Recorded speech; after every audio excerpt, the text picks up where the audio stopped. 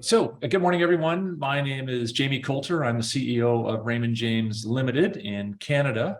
And joining me today is Tom Williams, Senior Vice President, Head of Growth and Development for Raymond James here in Canada. Tom, welcome. Thank you very much, Jamie. Great to be here. I'm really looking forward to sort of taking a deeper dive into an area that you spend all of your time in, and that is working with advisors at other firms and sharing the Raymond James story with them. And I'm really hoping we can find an opportunity to sort of highlight the important factors that advisors should consider before changing firms.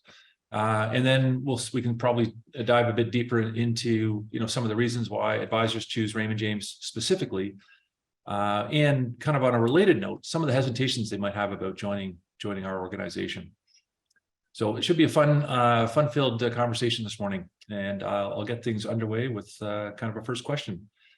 So, we've been running in Canada as Raymond James for 22 years now, and we've grown to be the largest independent advisory firm in the country. The reality of that, though, is even after 22 years and having the Raymond James logo in Canada for that duration, many advisors still have a limited or sort of misinformed understanding of what Raymond James in Canada is all about. From your experience, Tom, what are the things that advisors at other firms are most surprised to learn about Raymond James? And what do you find they're most drawn to our firm? Yeah, good question. I would say most surprised would be just what you said, that we've been in Canada for 22 years. It still blows my mind that we've been here that long, but also that we're through 70 billion in assets now, and we're also through 500 advisors. So I think those things really are surprising. Another fact that they find interesting is that Tom James, our chairman and son of the founder, is still actively involved in the business day to day. He shows up to our business conferences every single time that we have them. It's quite impressive. I recall we had a great conference down in Tampa in May of this year, and both Tom and his wife Mary attended two of the social events, which was great. And he's front and center, and I can tell you he is actually involved in the business. And I know when I do budget meetings, I know he will have read all of my budget submission. I know he's going to have one or two very pointed questions somewhere in the deck that I'm not expecting. But amazing. Yeah. No, it's been fun. We've again 2020, we're into our third decade now serving Canadians as Raymond James.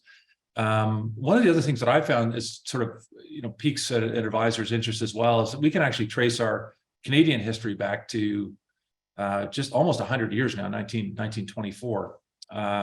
And with the combination of 3MACs, that pushes that time frame back 175 years. So it's there's decades and decades of history of this organization serving Canadians and helping them meet their financial goals. Absolutely. And specifically in the last 9 years that you mentioned, Jamie, we've grown from about 27 billion to that 70 billion and doubled our amount of advisors in the last 9 years. So we've really experienced some great growth in recent years, especially.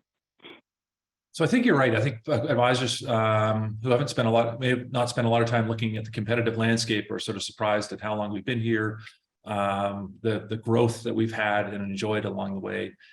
What do you find when they sort of get over that hump?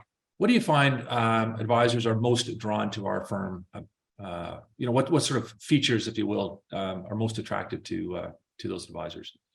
Yeah, I put it into two categories, one of a business culture and the other one of an overall firm culture, really.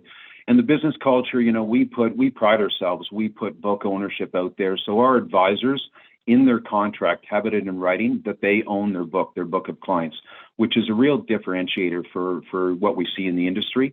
Also, we have a choice of platform. So advisors here can be entrepreneurs. They can choose how they want to do the business, how they want to operate on which platform. So I think that's a real key indicator that they're drawn to. And finally, we've made a real commitment, specifically in those last 9 years, to total wealth solutions. We've increased our capabilities in terms of financial planning, estate planning. We recently bought a trust services company or two. We also can do tax services. And in the area that's fastest growth for us, which is discretionary portfolio management, we've increased our game there as well. And advisors love to hear the story behind that. Most of them are going that direction. From a secondary standpoint, I would say overall firm culture, we have a culture of philanthropy, and I'll say that we're constantly looking to give back. We have the Raymond James Canada Foundation. We support that wholeheartedly throughout the organization. And we also have areas of focus like the Network for Women Advisors as well. So diversity and inclusion is very important at Raymond James, and it's something that people love to hear that story about. And we incorporate it into almost every advisor meeting that we have. I think those are all great points. And, it's amazing that you talked about the discretionary platform that we have here. And I think at last count, close to half of our advisors are running discretionary practices to some extent at Raymond James, and that number has really grown over the last decade in particular, and I think it will continue to grow.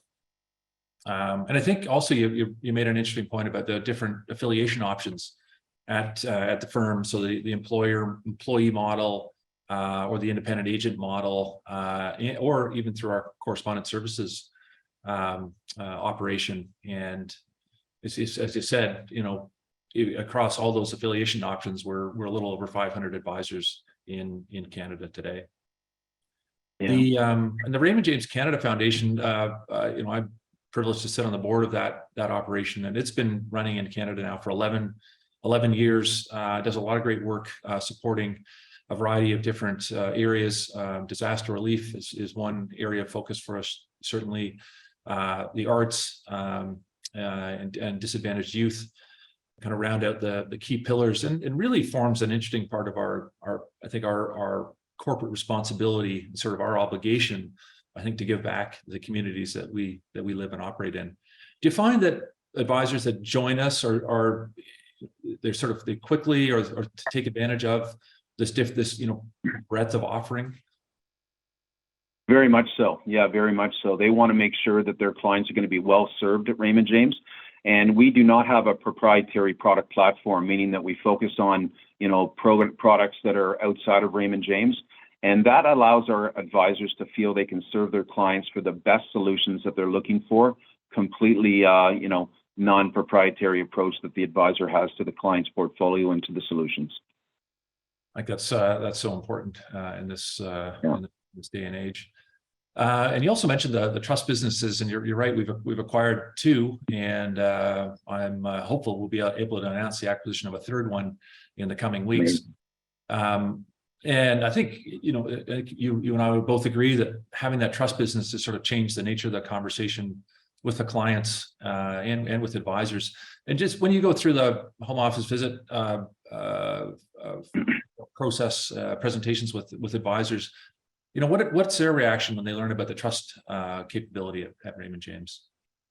They're pleasantly surprised. They're amazed to find out that Raymond James is at par with all the other firms in the Canadian landscape, that we can offer the same solutions to their clients where they currently are if they come over to Raymond James. And I would argue that the culture that they have, both business and of the firm, is much stronger for them. So they appreciate the fact they can join a culture of the firm like that.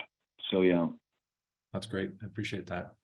So we've used this term a lot, but this notion of due diligence and really understanding the different platforms that are available in the Canadian marketplace.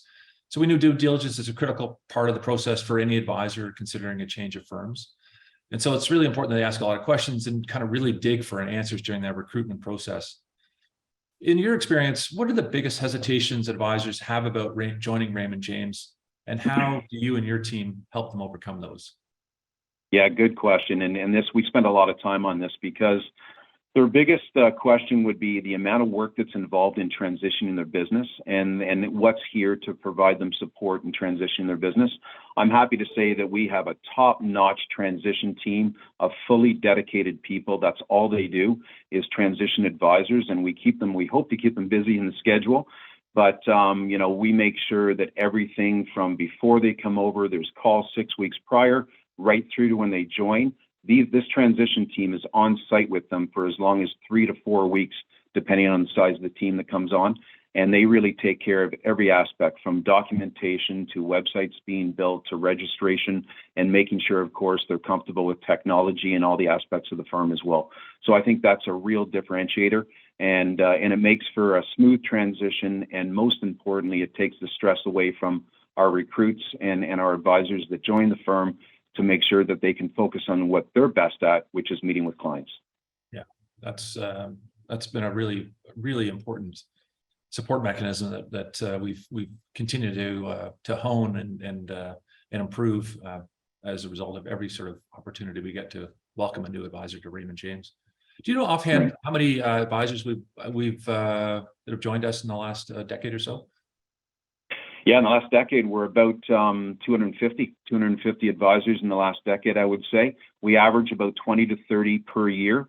And what we're finding lately is that we're getting larger teams, larger advisors, but we're trying to keep the numbers up as well, and that keeps the transition team very busy. And at the end of the day, we hit our targets and hopefully keep our parent company happy with that growth.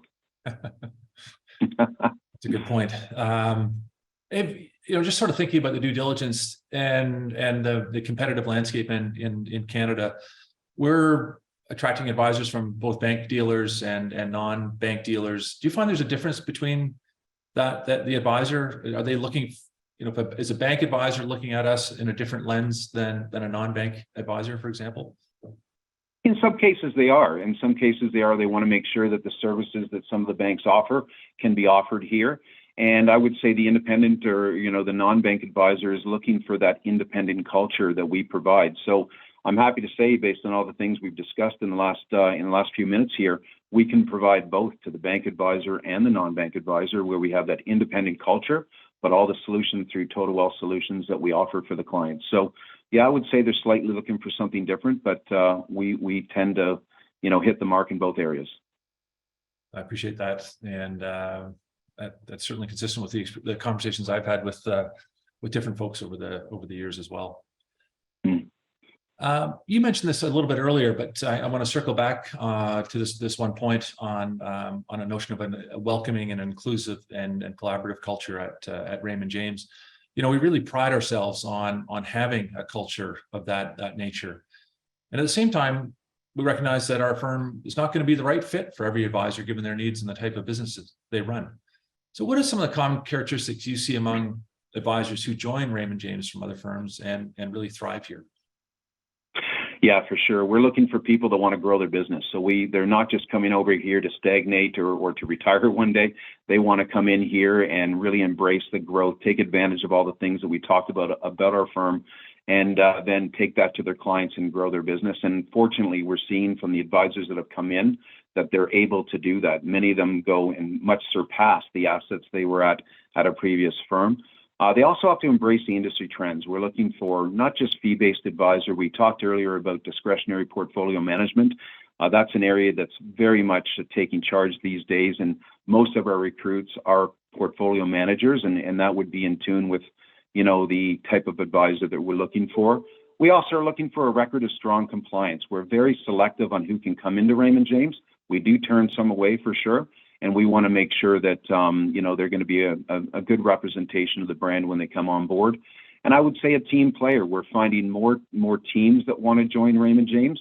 But aside from working within their own team, we want to make sure that they work with our team of individuals to make sure they can offer that Total Wealth Solutions to their clients, and really in the best interest of what the client's looking for, but working individually with the different departments at Raymond James to find that solution for the client. So I would say a team player is also what we're looking for. Yeah, I think that's a really good observation. There's a lot to offer at our platform, and the advisors that we find, I think, sort of succeed and are able to grow their practices are ones that take advantage of and avail themselves of again, the term you used, our Total Wealth Solution offering, which includes, again, marketing support, through websites, through social media, podcasts, and the like, and really opportunities. And I think this is always an interesting one too, particularly for bank advisors, is that we really want to help them grow their brands. And so, and I've used this analogy a few times, and you've seen this, but when I talk about at Raymond James, it's your brand supported by our brand, not the other way around. And I think that I often find that resonates quite well with advisors, particularly those who are really thinking of themselves as they're owning businesses, and they're really entrepreneurs at the end of the day. Yeah, that's for sure. Advisors are surprised to find out early on that we will support, their own look and feel on their websites, a team brand name within IROC regulations, of course, but just making sure that we're supporting their brand, and then following would be the Raymond James Strong brand behind them. But I think they really appreciate that in today's day and age, that they can, have their own personality to their business for their clients, and the clients can understand what they're offering through how they present themselves. Yeah, that's a really, really good point. Thanks for sharing that perspective. Just before we wrap up, is there any other thoughts from your chair?